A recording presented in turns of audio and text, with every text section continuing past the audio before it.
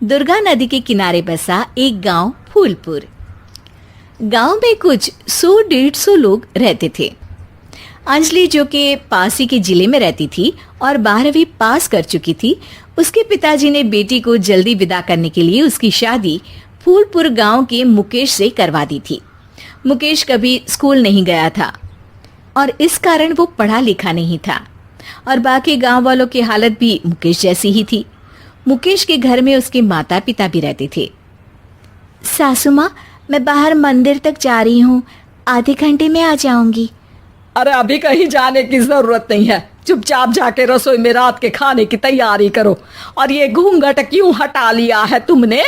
क्या पता नहीं कि इस गांव में औरतें बिना घूंघट के नहीं रहती? रात में अंजलि छत पर जाकर अपनी मम्मी से बात कर रही होती है।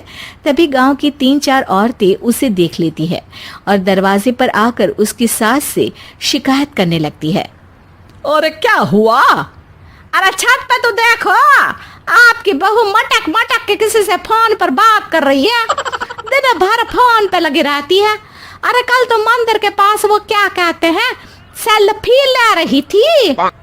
शहर की बहू रखना अच्छा शान की बात है, पर देखना इसके लक्षण से ये तो तुम्हारे परिवार को बदनाम ना कर दे। ये पहली बार नहीं था जब सास से गांव के लोगों ने अंजलि की बुराई या शिकायत नहीं की हो। अब तो ये रोज की बात थी। अंजलि ये सब सुन लेती है। जब वो नीचे जाती है तो मुकेश भी वहां आ जाता है। सास कहती है, बेटा, लोग घर आकर शिकायत करने लगे हैं बहू के कामों की।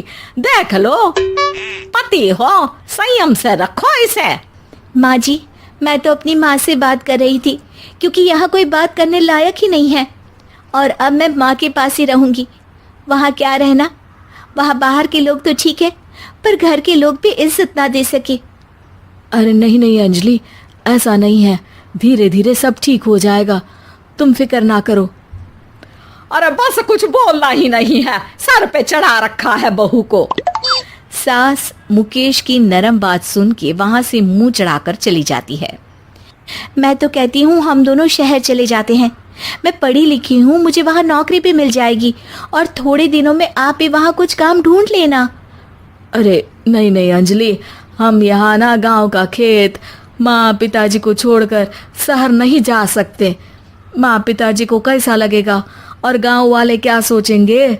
ये कहकर मुकेश सोने चला जाता है और अंजलि की गांव वालों द्वारा बुराई का सिलसिला बहुत दिनों तक चलता ही रहता है। लेकिन अंजलि गुस्सा ना दिखाते हुए समझदारी से काम लेती है। बारिश का मौसम चालू हो जाता है। जोरदार बारिश से पूरे गांव में हाहाकार मच जाता है। दुर्गा नदी में बाढ़ आ जाती है और बाढ़ का पानी पूरे गांव की फसल तबाह कर देता है। फसल की ये हालत देखकर गांव वाले निराश हो जाते हैं और बात तो यहाँ तक पहुँच जाती है कि कुछ लोग तो अंजलि को इस सब का दोषी ठहरा देते हैं। अरे पूरी फसल तबाह हो गई, पता नहीं किसकी नजर लग गई है।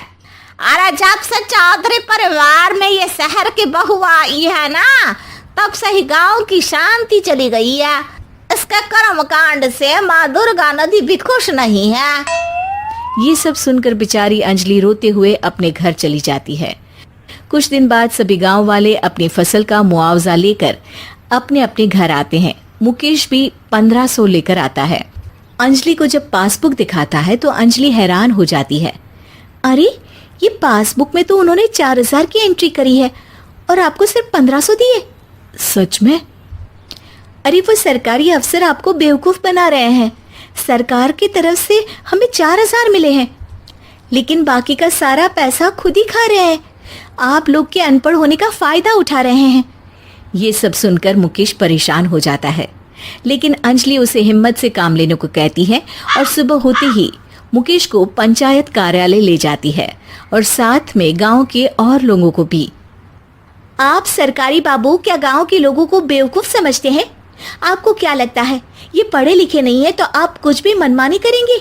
ये बेचारे दिन रात इतनी मेहनत करते हैं, ये हमारे अन्नदाता हैं और आप इनके साथ ऐसा धोखा करते हैं। अरे क्या बके जा रही है ये लड़की, किस धोखे की बात कर रही है? अपने कांड करके नदी माँ को नाराज करके हमारा नुकसान करके इसे चैन नहीं मिला क्या? सरपंच जी, इन सरकारी बाबू ने मुझे बेवकूफ बनाया है और मेरे हिस्से के पैसे खुद चट कर गए। बस ये सुनते ही सरपंच वहां से दुम दबाकर भाग जाता है। पता चलता है कि जनपद अधिकारियों ने गांव के सरपंच के साथ मिलकर सबके साथ धोखा किया है। सब लोगों का विरोध शुरू हो जाता है और आखिर में अधिकारी सब गांव वालों के हिस्सों के बचे हुए पैसे उन्हें लौटा देते हैं और कई दिन तक सरपंच गांव में लौटता ही नहीं। अंजलि, तुम नहीं होती तो हम गांव वालों को तो पता ही नहीं चलता कि ये हमें हर बार बेवकूफ बनाते हैं। हाँ हाँ अंजलि बेटी, हमें माफ कर दो। हम सब तुम्हें बुरा भला कहते रहे, लेकिन तुमने ही आज हमें बेवकूफ बनाने से बचाया है। हमें तुम पर गर्व है बेटी। अब समझ आया कि सरपंच तुमसे नहीं, तुम्हारे पढ़े लिखे होने से नफरत करता था। क्यों ना इस बार हम अंजलि को ही सरपंच पद के लिए चुन ले? क्या कहते हो गांव वालों? पढ़ी लिखी सरपंच। बस पूरा गांव अंजलि के लिए ताली बजाता है और अंजलि की सास उसे खुशी से गले लगा लेती है।